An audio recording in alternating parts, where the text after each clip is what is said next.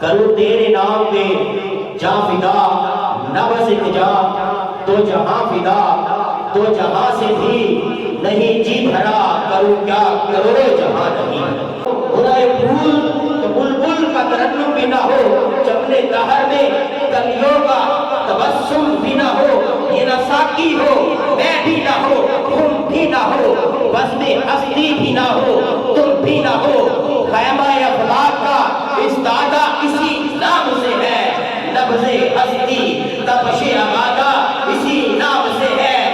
چشم اقوام، چشم اقوام، چشم اقوام، ابد تک یہ نظارہ دیکھے، شان رفت ورفانہ لقا ذکر دیکھے۔ اللہ رب العزت قرآن میں فرماتا ہے ورفانہ لقا ذکر، اے محبوب ہم نے تیرے ذکر کو بلند کر دیا، اے محبوب ہم نے تیرے ذکر کو بلند کر دیا۔ تو یہ محفل حضور علیہ السلام کے ذکر میں سجائی گئی ہے، تو اللہ قرآن میں خود فرماتا ہے کہ ہم نے تیرے ذکر کو بلند کر دیا۔ تو جس کا ذکر خود خدا بلند کرتا ہے اس کا ذکر کوئی گھٹا کیسے سکتا ہے؟ جس کا ذکر خود خدا بلند کرتا ہے اس کا ذکر کوئی گھٹا کیسے سکتا ہے؟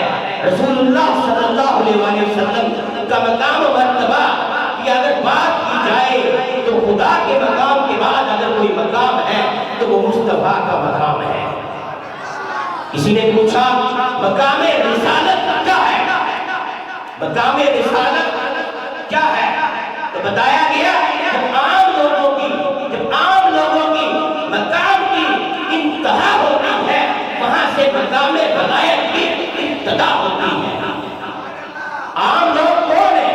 میں اور آپ اس بستی کے عام لوگ، ان لوگوں کے سب کو ملا کر جب ان کے مقام کی انتہا ہوتی ہے تو وہاں سے ایک ولی کے مقام کی ابتدا ہوتی ہے، اور جہاں سے ولیوں کے مقام کی انتہا ہوتی ہے وہاں سے ایک غوث قطب کے مقام کی ابتدا ہوتی ہے، اور جہاں پر غوث قطب ابدال کے مقام کی انتہا ہوتی ہے وہاں سے شہداء کے مقام کی ابتدا ہوتی ہے، اور جہاں سے شہداء غوث قطب ابدال تمام ولیوں کے مقام کی انتہا ہوتی ہے وہاں سے صرف ایک صحابی کے مقام کی ابتدا ہوتی ہے، اور جہاں پر تمام غوث قطب ابدال صحابہ کو ملا کر ان کے مقام کی انتہا ہوتی ہے وہاں سے ایک رسول کے مقام کی ابتدا ہوتی ہے، اور جہاں سے تمام رسول